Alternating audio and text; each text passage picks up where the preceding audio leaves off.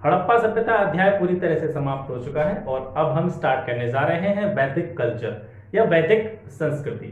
आप जानते हैं वैदिक काल को प्रमुख रूप से अध्ययन की दृष्टि से दो भागों में बांटा जाता है। पूर्व वैदिक काल, जिसे हम ऋग्वैदिक काल के नाम से भी जानते हैं, और इसका जो दूसरा भाग है वो है उत्तर वैदिक काल।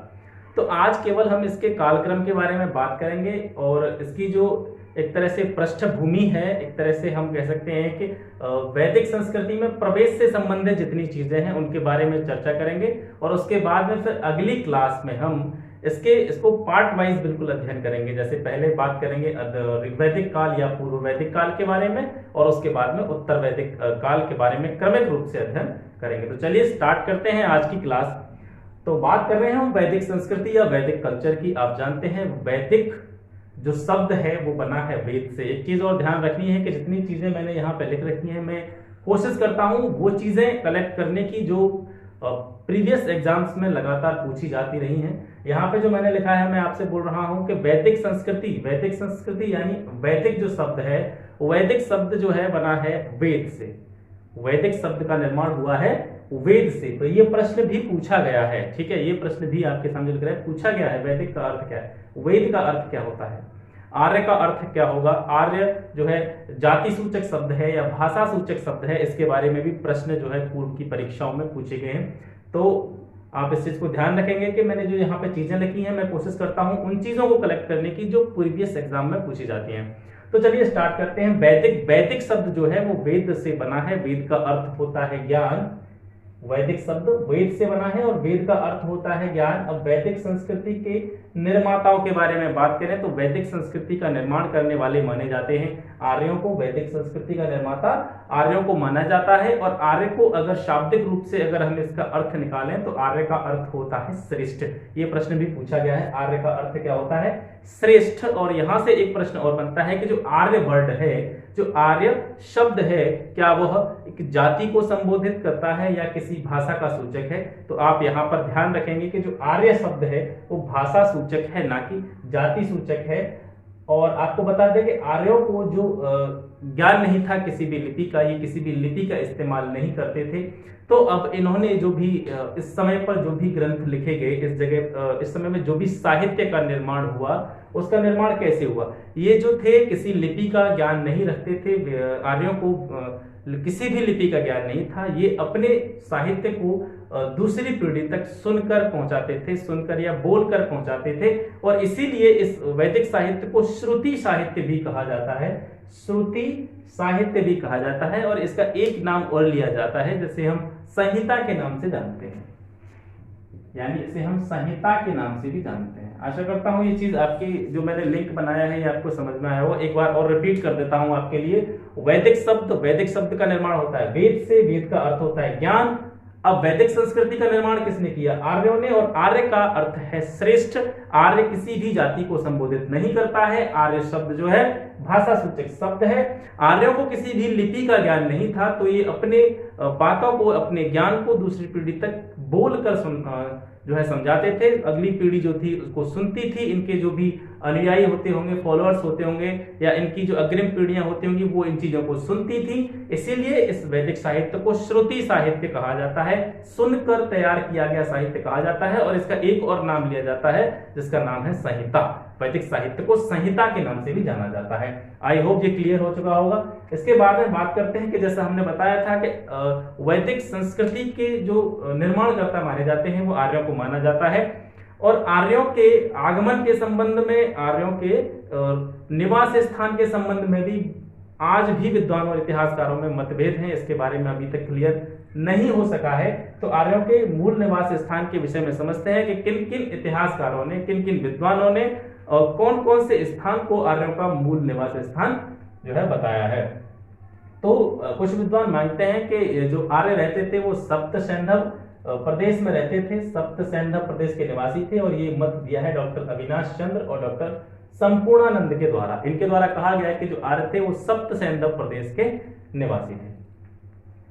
Doctor LD. कल्ला के द्वारा बताया गया है कि जो आर्य थे वो कश्मीर या हिमालय प्रदेश में निवास किया करते थे। इसके साथ साथ डी.एस. त्रिवेदी का मत है कि ये देविका प्रदेश के निवासी थे। देवका प्रदेश अर्थात देविका नदी जो उस समय मुल्तान में बहा करती थी और उसके क्षेत्र को ही देविका प्रदेश कहा जाता था। तो डीएस त्रिवेदी के अनुसार जो आर्य थे वो देविका प्रदेश के निवासी थे। और भारतीयों में बात करें, कुछ भारतीयों में जो प्रमुख जो दार्शनिक रहे हैं उनके बारे में बात करें तो जैसे तिब्बत से जो है, तिब्बत को मानते हैं आर्यों का मूल निवास स्थान, वो मानते हैं स्वामी दयानंद सरस्वती और पार्टीजन महोदय। स्वामी दयानंद सरस्वती में आर्यों के निवास स्थान के विषय में अपनी पुस्तक सत्यार्थ प्रकाश में भी उल्लेखित किया है कि जो आर्यों का मूल निवास स्थान था वो तिब्बत हुआ करता था। इसके अलावा बाल गंगाधर तिलक ने भी बताया है, इन्होंने एक पुस्तक लिखी the Arctic home of the Aryans, the Arctic home of the Aryans. इन्होंने इसमें बताया, अपनी इस पुस्तक में इन्होंने ये उल्लेखित किया है कि जो आर्य थे वो उत्तरी ध्रुव के निवासी थे, वो उत्तरी ध्रुव के निवासी थे और वहीं से ये भारत आए थे। इसके अलावा जर्मनी के विद्वान थे मैक्स मूलर, इनके द्वारा आर्यों का मूल निवास स्थान जो है बैक्ट्रिया जो कि पड़ता है मध्य एशिया में, जर्मनी के विद्वान मैक्स मूलर के द्वारा बताया गया है कि जो आर्य थे वो बैक्ट्रिया या मध्य एशिया के निवासी थे। हालांकि इसके बारे में कुछ भी जो है बिल्कुल एक्चुअल नॉलेज या बिल्कुल प्रमाणिक ज्ञान अभी तक प्राप्त नहीं हो सका है। सभी विद्वानों ने अपने अपने अध्ययन और अपने विवेक और अपने ज्ञान के आधार पर इन जो है आर्यों का अलग अलग निवास स्थानों के बारे में हमें बताया है।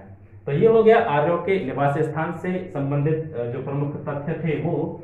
अब वैदिक काल के बारे में बात करते हैं। वैदिक काल, वैदिक काल को आज हम यहाँ पे स्टार्ट नहीं कर रहे हैं, केवल इसका एक पृष्ठभूमि के बारे में बात करेंगे। वैदिक काल को बांटा जाता है मुख्यतः दो भागों में।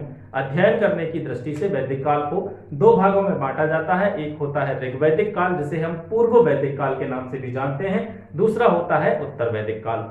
तो वैदिक काल को दो भागों में बांट दिया और जो है ऋग्वैदिक काल या पूर्व वैदिक काल की जो समयावधि मानी जाती है वो 1500 ईस्वी पूर्व से लेकर के 1000 ईस्वी पूर्व के बीच में मानी जाती है। अब इसकी जो समयावधि निर्धारित की गई थी वो किस आधार पर की गई थी कि आप जानते हैं कि जो भी हड़प्पा सभ्यता थी उसकी जो अंतिम अवस्था मानी जाती है, अंतिम समय उसका जो माना जाता है समाप्ति का, वो माना जाता है 1500 ईस्वी पूर्व। और आप जानते हैं कि हड़प्पा सभ्यता में कहीं भी लोहे का उल्लेख नहीं मिलता है, लोहे का उल्लेख नहीं मिलता है। और हम बात कर रहे हैं ऋग्वैदिक काल की, तो पूरे ऋग्वेद में भी कहीं पर लोहे का उल्लेख जो है नहीं मिला है, ऋग्वेद में भी लोहे का उल्लेख नहीं है। तो अब यहां से हम स्टार्ट मान सकते हैं, यानी 1500 ईस्वी पूर्व में हड़प्पा सभ्यता का पतन हो जाता है और उसके बाद में स्टार्ट होता है हमारा वैदिक कल्चर, या हमारा जो है वैदिक कल्चर का जो है फर्स्ट जो पार्ट होता है ऋग्वैदिक काल या पूर्व वैदिक काल स्टार्ट होता है। और आपने पढ़ चुका जो है, आपको बताया जा चुका है कि जो लोहे का सबसे पहला प्रमाण हमारे यहाँ प्राप्त होता है वो एटा के पास अतरंजी खेड़ा नामक स्थान से 1000 ईस्वी पूर्व के आसपास प्राप्त होता है। क्योंकि हम बात कर रहे हैं ऋग्वैदिक काल की, जिस काल में ऋग्वेद जो है निर्माण किया गया, ऋग्वेद लिखा गया, तो इस काल को ऋग्वेद के नाम से, ऋग्वैदिक काल के नाम से जाना जाता है। और पूरे ऋग्वेद में भी कहीं लोहे का उल्लेख नहीं है, पूरे ऋग्वेद में भी कहीं लोहे का उल्लेख नहीं है। और लोहे का उल्लेख हमें कहाँ मिलता है? 1000 ईस्वी पूर्व में जाकर के मिलता है एटा में। तो इसकी जो लिमिट थी वो 1000 ईस्वी पूर्व तक रख दी गई। 1500 में हड़प्पा सभ्यता का पतन 1500 से स्टार्ट हो गया, 1500 ईस्वी पूर्व से स्टार्ट हुआ ये। और इसकी जो लास्ट लिमिट थी वो कहां पर रखी गई? 1000 ईस्वी पूर्व, क्योंकि 1000 ईस्वी पूर्व में हमें लोहे का ज्ञान प्राप्त हो जाता है और पूरे ऋग्वेद में या पूरे ऋग्वैदिक काल में कहीं भी लोहे का ज्ञान नहीं होता, इसलिए इसको बिल्कुल अलग पोर्शन के रूप में डिवाइड कर दिया गया। और 1000 ईस्वी के बाद में आपका जो है उत्तर वैदिक काल स्टार्ट हो जाता है, जहां से लोहे का जो हमें ज्ञान प्राप्त होता है। तो इसकी जो समयावधि मानी गई है 1500 ईस्वी पूर्व से लेकर के 1000 ईस्वी पूर्व। अगर वहीं इसके भौगोलिक क्षेत्र की बात करें, ऋग्वैदिक आर्यों का जो भौगोलिक क्षेत्र हुआ करता था इनकी सीमाएं थी। पूर्व में अगर बात करें तो पूर्व में गंगा के जो है पश्चिमी तट से लेकर के इधर पश्चिम में अफगानिस्तान तक, और उत्तर में हिमालयी क्षेत्र से लेकर के राजस्थान की उत्तरी सीमा तक जो है ऋग्वैदिक आर्यों का जो है क्षेत्र हुआ करता था, इनका भौगोलिक क्षेत्र हुआ करता था। वहीं अगर उत्तर वैदिक काल के बारे में बात करें तो यहाँ पर 1000 ईस्वी पूर्व में ऋग्वैदिक काल जो है, यानी कि वैदिक काल का प्रथम चरण समाप्त हो जाता है 1000 ईस्वी पूर्व में, और 1000 ईस्वी पूर्व से प्रारंभ हो जाता है आपका उत्तर वैदिक काल। और यहाँ इसकी जो है सीमा मानी गई है, बिल्कुल इसका जो है अंत हो जाता है 600 ईस्वी पूर्व में। अब 600 ईस्वी पूर्व में इसकी सीमा क्यों मानी गई, इसके पीछे भी वही रीजन है। देखिए सबसे पहली चीज तो है कि 1000 ईस्वी पूर्व से पहले तक हमको लोहे का ज्ञान नहीं था, तो उसको ऋग्वैदिक काल के अंदर जो है रख दिया जाता है। 1000 ईस्वी पूर्व में हमें लोहे का उल्लेख मिल गया, अर्थात उत्तर वैदिक काल में जो है लोहे का उल्लेख है। और 600 ईस्वी पूर्व के बाद में क्या होता है, भारत में द्वितीय नगरीय क्रांति प्रारंभ हो जाती है। प्रथम नगरीय क्रांति कौन थी, हड़प्पा सभ्यता, जहां पर सभी चीजें बिल्कुल नगरीय ढंग से, बिल्कुल एक शहरी सभ्यता के रूप में हमको देखने को मिलती है। और 600 ईस्वी पूर्व के बाद में द्वितीय नगरीय क्रांति प्रारंभ हो जाती है, यानी यहाँ से आपको जैसे वैदिक काल के बाद में आप पढ़ेंगे तो आपको जैन धर्म, बौद्ध धर्म, इनके बारे में जो है आपको पढ़ने को मिलेगा। तो यहाँ से द्वितीय नगरीय क्रांति का जो है उत्कर्ष हो जाता है, और इस वजह से हम इसकी जो है लास्ट लिमिट को मानते हैं 600 ईस्वी पूर्व तक। ठीक है, वहीं इसके भौगोलिक क्षेत्र के बारे में बात करें तो ज्यादा परिवर्तन नहीं है। यहाँ भी जो है बिहार की गंडक नदी से लेकर के पूर्व में और पश्चिम में अफगानिस्तान तक, और उत्तर में जो है हिमालयी क्षेत्र से लेकर के दक्षिण में विंध्य प्रदेश तक उत्तर वैदिक कालीन आर्यों का जो है भौगोलिक क्षेत्र माना जाता है। तो ये हो गया इनका जो है भौगोलिक क्षेत्र के बारे में। अब बात कर लेते हैं वैदिक नदियों के बारे में। तो वैदिक संहिताओं में कुल 31 नदियों का उल्लेख है। इसके बारे में हम आपको बिल्कुल एक चार्ट बना के बताएंगे। जैसे जैसे हम वैदिक संस्कृति के पहले पार्ट की तरफ बढ़ेंगे, यानी इससे पहले अगले वीडियो में हम जो है ऋग्वैदिक काल के बारे में चर्चा करेंगे। वहाँ इन पूरी नदियों की आपको आधुनिक नाम क्या है, इनका पूर्व में नाम क्या था, किस क्षेत्र में पड़ती है, उसके बारे में पूरी जानकारी आपको अगले वीडियो में मिल जाएगी। तो वैदिक संहिताओं में जो कुल नदियों के बारे में बताया गया है वो 31 नदियों के बारे में बताया गया है, और अकेले ऋग्वेद में इनमें से 25 नदियों का जो है उल्लेख किया गया है। ऋग्वेद का एक भाग है नदी सूक्त, जिसको कहा जाता है। इस नदी सूक्त में 21 नदियों का उल्लेख है। नदी सूक्त, ये प्रश्न भी पूछा गया है कि जो नदी सूक्त है वो किसका हिस्सा है, वो ऋग्वेद का हिस्सा है। और ऋग्वेद के नदी सूक्त में कितनी नदियों का उल्लेख है, तो आप यहाँ से देख सकते हैं कि नदी सूक्त में 21 नदियों का उल्लेख किया गया है। अब यहाँ से प्रश्न ये बनता है कि ऋग्वेद के नदी सूक्त में सबसे ज्यादा बार किस नदी का उल्लेख किया गया है। ऋग्वेद के नदी सूक्त में सबसे अधिक बार किस नदी के बारे में जो है नाम लिया गया है, किस नदी को उल्लेखित किया गया है, तो सिंधु नदी जो है ऋग्वेद के नदी सूक्त में इसको सबसे ज्यादा बार इसका नाम आया है। इसके अलावा जो ऋग्वैदिक आर्य थे उनकी सबसे पवित्र नदी वो जिसे मानते थे उसे बोलते थे सरस्वती, और इसीलिए इस सरस्वती को एक अन्य नाम दिया जाता है नदीतमा, जिसका अर्थ होता है नदियों में उत्तम, अर्थात नदियों में सबसे पवित्र, सबसे श्रेष्ठ सरस्वती को माना गया है। और यही ऋग्वैदिक आर्यों की सबसे पवित्र नदी मानी जाती थी। इसके अलावा नदी सूक्त में जो है एक और नदी का उल्लेख है जिसे बोलते थे बृहस्पति नदी, जो कि सरस्वती की सहायक नदी मानी जाती थी। आधुनिक रूप में इसे चौतंग नदी के रूप में जाना जाता है। बृहस्पति नदी को आधुनिक समय में चौतंग नदी से रूप में जाना जाता है। वो शिवालिक की पहाड़ियों में इसका जो है प्रमाण देखने को मिलता है।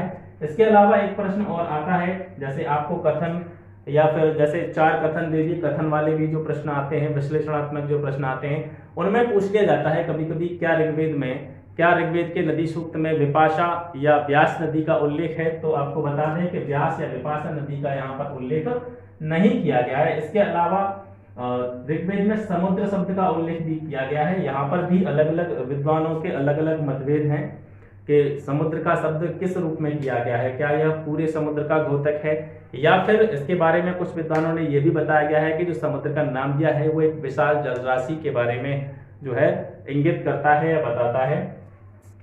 तो हम यहाँ से नॉर्मली यही जान सकते हैं कि समुद्र शब्द का भी उल्लेख ऋग्वेद में देखने को मिलता है। इसके अलावा सिंधु और सरस्वतियां के संबंध में, सिंधु एवं सरस्वती नदियों के संबंध में ये बताया गया है कि ये दोनों नदियां जो है वो समुद्र में गिरती थी। ये दोनों नदियां जो है समुद्र में गिरती थी। समुद्र का उल्लेख भी ऋग्वेद में किया गया है। तो ये हो गया वैदिक संस्कृति के संबंधित विषय प्रवेश। अब जो है अगले क्लास में हम बात करने वाले हैं वैदिक संस्कृति के प्रथम चरण अर्थात उत्तर वैदिक काल, जिसे ऋग्वैदिक काल के नाम से भी जाना जाता है, उसके बारे में विस्तार से चर्चा करेंगे और उसके बाद में उत्तर वैदिक काल के बारे में चर्चा करेंगे। आशा करता हूं ये वीडियो आपको पसंद आया होगा। पसंद आता है तो वीडियो को लाइक करें, शेयर करें और चैनल को सब्सक्राइब करें। अगर आपकी कोई भी क्वेरी होती है तो उसे आप कमेंट बॉक्स में बोल सकते हैं और आपकी प्रत्येक क्वेरी का जवाब दिया जाएगा। तब तक के लिए नमस्कार।